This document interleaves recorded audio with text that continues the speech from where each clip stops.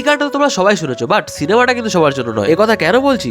তবে চলো প্রথম থেকে শুরু করি। সেদিন সাডেন প্ল্যান হলো মুভি দেখতে যাওয়ার, তাই বাড়ির পাশের স্টেশন নোয়াপাড়া থেকে মেট্রো ধরে সোজা চলে আসলাম কালীঘাট। বাকি স্টেশনগুলো থেকে কালীঘাট কিসের ডিফারেন্ট তোমরা কমেন্ট করে বলো দেখি। স্টেশন থেকে বেরিয়ে একটা টোটো ধরে সোজা চলে আসলাম লেক মল। লেক মলের এই সিনেপলিসে কিন্তু আমি ফার্স্ট টাইম মুভি দেখবো। মুভি শুরু হচ্ছে না দেখে আমি চুল নিয়ে একটু স্টাইল মারছিলাম আর কি।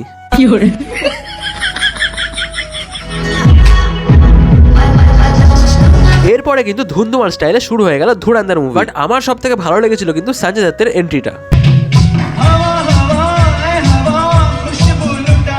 মানে এক কথায় পুরো একেবারে গুজবাম্পস ছিল। শুরুতে আমি বলছিলাম এই মুভিটা কিন্তু সবার জন্য নয়, তার কারণ হচ্ছে এই মুভিতে এমন কিছু অ্যাকশন সিন আছে যেই সিনগুলো সবাই নিতে পারবে না। মানে আমি বোঝাতে চাইছি এই সিনগুলো এতটাই ভয়ানক ছিল। আর হলে তো 18 বছরের নিচের কাউকে অ্যালাউই করছিল না। তবে আর যাই হোক, মুভিটা কিন্তু একেবারে আউটস্ট্যান্ডিং ছিল। 3.5 ঘন্টার মুভি শেষ হতে হতে প্রায় 11টা বেজে গেছিল। তো আর কি করা যাবে, মেট্রো তো আর পেলাম না, র্যাপিডো করে চললাম বাড়ি। রাতের কলকাতা শহর দেখতে দেখতে জানি না আমার বাড়িতে ঢুকতে হবে কিনা, তবে খাবার তো পাবো না এটা তো শিওর।